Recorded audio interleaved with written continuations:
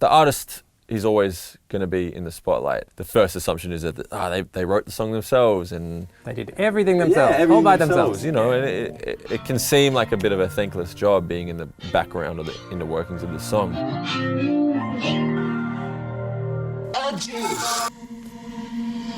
Can you tell me a story from when you were young? Like a lot of this stuff probably doesn't have to be in here. What was it like? So I had a little portable tape deck, I guess. It was a tiny little stereo, but it had a tape player in it, and you could record on it. And I remember I'd hit record, and I would play bongos and hit the drumsticks on the side of the couch, and just anything I could do to hear myself back. How old were you at this point? Maybe 7 years old, 6 or 7. Right, so yours was a loud household growing up, wasn't it? Yeah, it was pretty loud. The neighbours didn't like the drum kit too much. It's important to sort of like accentuate the best parts of the song and not overclutter it. That sounds so good. Yeah, it's sick. But I remember when my mum bought this triple stack, we had the tape player at the bottom and I guess the radio in the middle and then the turntable on the top. And I kind of figured out how to make loops on the tape. And I made these little songs, and it's exciting to figure that out when you're a kid. And I wanted to be a rapper back then. That's kind of where it started. I met these guys on the Gold Coast who also did the same thing. They rapped. They didn't make beats. But you had that skill. I had the beats, so we kind of joined up and made this little group. I think around 2000, I remember thinking like what am I doing? Like I don't enjoy performing. And I just kind of thought, you know, maybe a white kid from the Gold Coast isn't built to be a rapper. Like, oh yeah, you know, back then Eminem wasn't a thing. I think he'd just come out or whatever, but like it wasn't typical for a white kid from a suburban town like the Gold Coast to rap. And eventually I started posting my music online. I started to get hit up by artists in the States. That's when it started to become clear that it could be a career.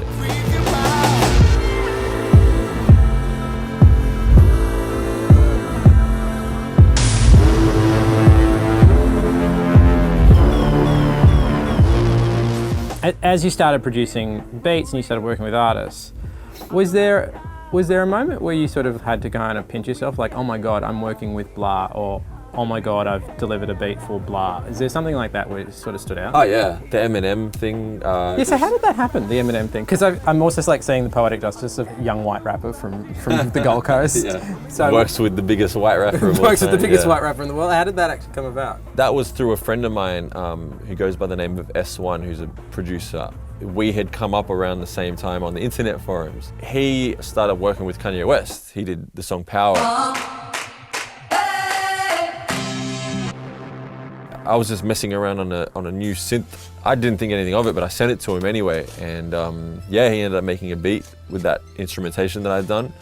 Somehow got through the political landscape into Eminem's hands, and that was it. And then it wasn't confirmed until the album came out.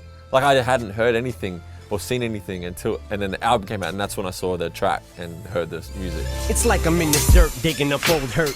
Tried everything to get my mind off you. And so we had to wait until, I remember the day it came out and just like listening to its first song, and I was like, that's my beat. Does that happen often? The higher status the artist, the less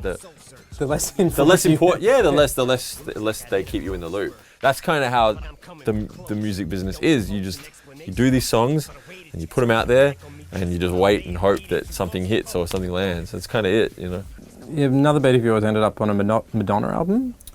That was a weird one. I went to my friend Dustin McLean's house, who's a producer-songwriter in Melbourne, and I went to his place and he played me this idea that he'd come up with someone else. I forget who he came up with the idea with, but I was like, oh, this is dope. Like, you should give me this idea, let me work on it, and we can send it to S1.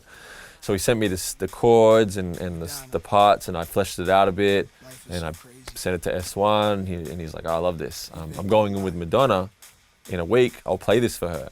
I remember getting a text from S1 saying, hey man, I'm writing to that beat with Madonna right now. And I was like, awesome. And then he sent me the name of the song. It's called like, I Came, I Saw, I Conquered.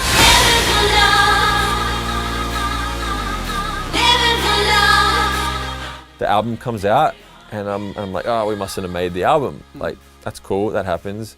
Then I'm listening to the album, and I get to the bottom of the album, and I see this song, and I was like, I think that's what, that's the same title. And I'm listening to it, I was like, damn, it sounds like the same chords, but different. But then I get to this one section, I'm like, holy shit, that I can hear the parts. And then I read the credits, and I guess forgot that we had given, I don't know, I'm not blaming S1. I think he got done dirty a little bit as well. Not done dirty intentionally. I think it's more just these songs get lost, especially big artists like that. The amount of writers and producers they have to deal with and credit, like it's endless. Like the list of people they have to like think about. And so, you know, someone like Diplo isn't going to get forgotten, but the guy in Melbourne might get forgotten about, and it's not fair, but it's understandable. Yeah. So, you know, we had to kind of battle our way through, you know, like lawyers to get the credit on that song. Yeah, and it got a little messy, but they were cool in the end. And So you did get the credit in the end? yeah, got a little writing credit on a Madonna album. And how long did that take? Took like a year or two. It is what it is, and you just hope that you get to a point where they can't do that to you. You know, you hope you get to a level of success where they can't just forget that you did that, or you know, your name holds enough weight to where they wouldn't even try to do that shit. So I'm not there yet, but that's the goal. It's a weird gauge for success, but it's like I want to get to a level where they can't fuck me over anymore. And that's a good place. That's a good goal to set. I forget which version this is, but.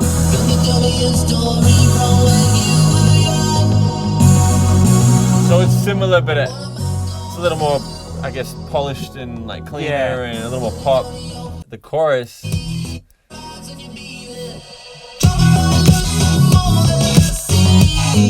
don't know what I was thinking with that. You were thinking Justice. Exactly. It sounds like a Justice song. I think I was listening to Justice at the time, and so I had to kind of just step away from the song for about a month. A month? About a month, yeah. You gotta love what you do. You gotta love the actual process of making the music. And this is the version that we kind of came up with.